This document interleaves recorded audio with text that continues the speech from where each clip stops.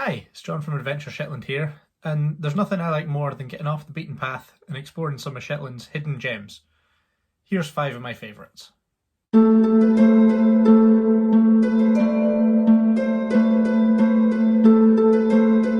Kicking us off at number 5, we have the beach of Rosand.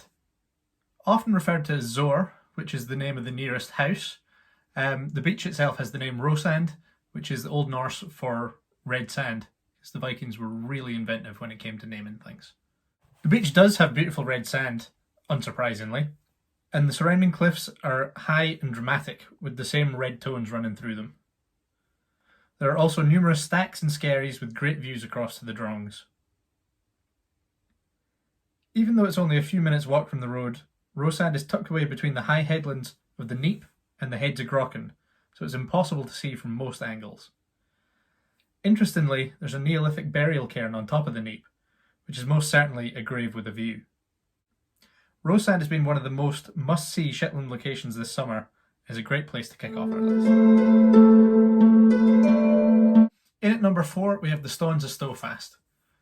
The stones were originally one large boulder, which were deposited in their spectacular location by a glacier during the last ice age, about 10,000 years ago.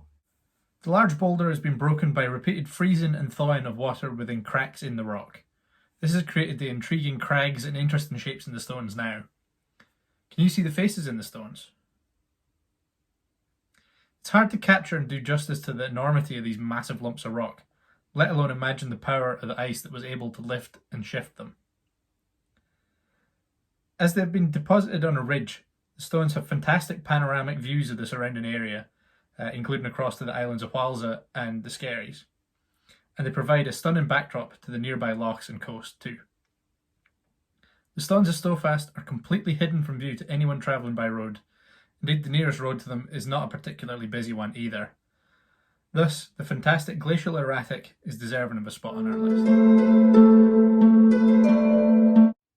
So we have a twofer in at number 3, which isn't confusing at all, is it? But really what I'm referring to here is the stretch of coastline between Silwick and Westerwick. You might have already seen that I've done a full-length video of this stretch of coastal walk, but if you haven't, I've included a link down in the description down below if you want to have a check it out. It's one of my absolute favourite sections of coast in all of Shetland though, and I've seen a lot of the coast, so I feel fairly qualified in that statement. The sheer number and array of stacks, skerries, natural arches and ridges is absolutely beyond compare. In addition to the high cliffs, there are beaches, and in summer the whole area is blanketed in wildflowers.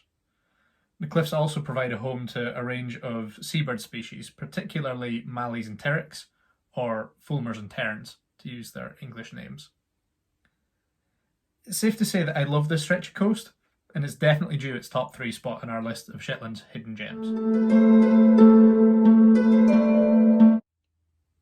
Just pipped at the post, and in second place we have Tinging.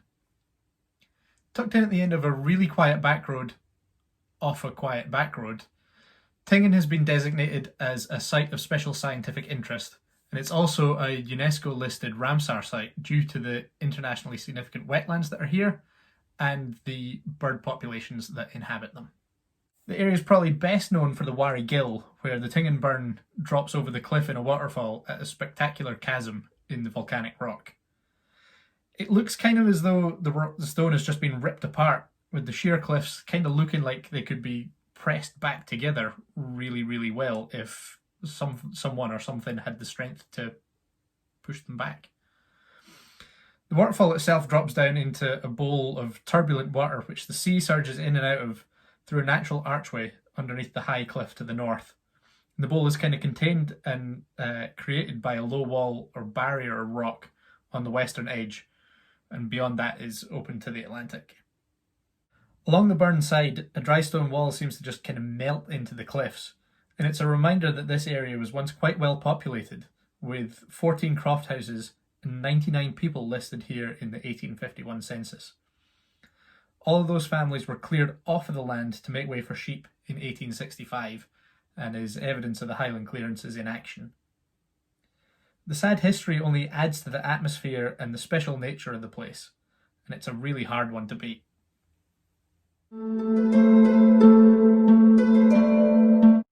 So somewhere had to beat Tinging to our number one spot, and it'll come as absolutely no surprise at all to anyone who knows me or anyone who's read far enough back through my blog posts that my number one first place hidden gem in Shetland is the Westin of Unst.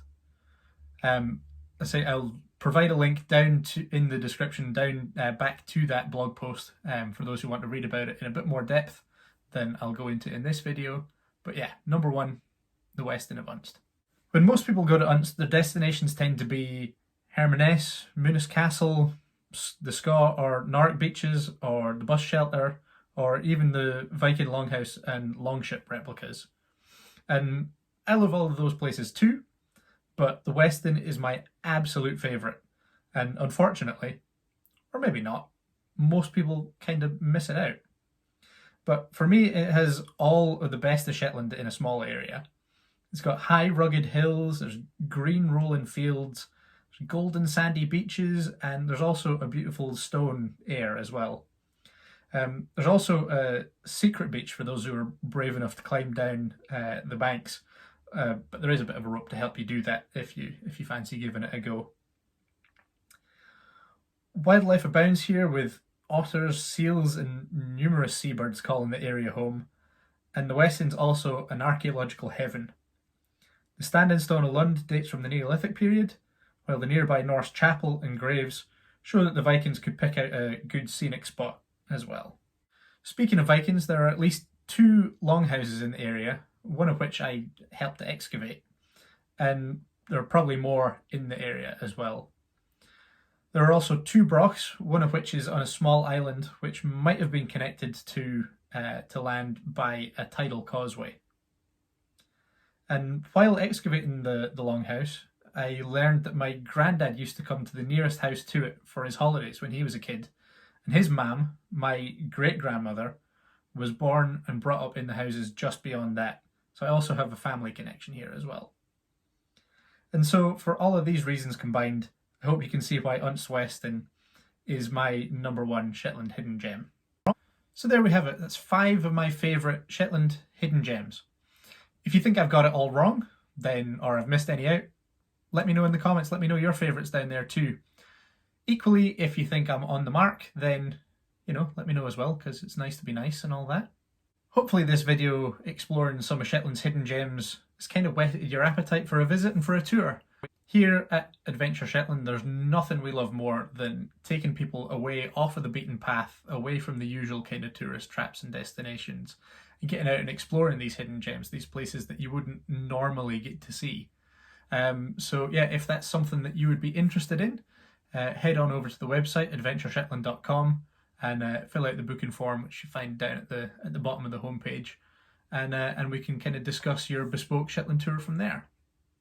So yeah, there's a link to the website in the description below. I've also provided all of my social media links down there for us.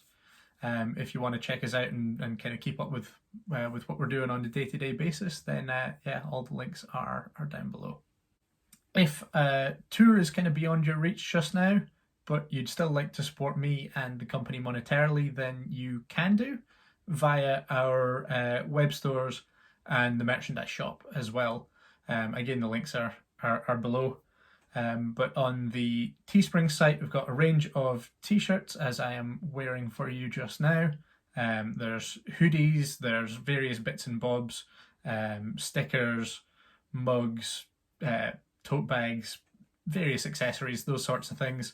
All of the t-shirts and stuff are in a broad range of sizes, from small kids to big adults and all points in between. And then over on the Selfie site, then we have a range of virtual tours as well. There's a few of those on there if you'd like to kind of see Shetland from wherever you are in the world, and it kind of gives a good idea of what an actual tour with me would be kind of like. Also on there, we've got some headgear. We've got some baseball caps and some snood, face shield, neck gaiter type things. I still don't really know what to call them. But yeah, if you head on over to that link, you can see what they are. And yeah, it's a good way to support if that's something you would like to do. In the meantime, thank you very much for watching. I'm John from Adventure Shetland, and I will catch you again soon in the not too distant future for more Shetland adventures. Cheers for now.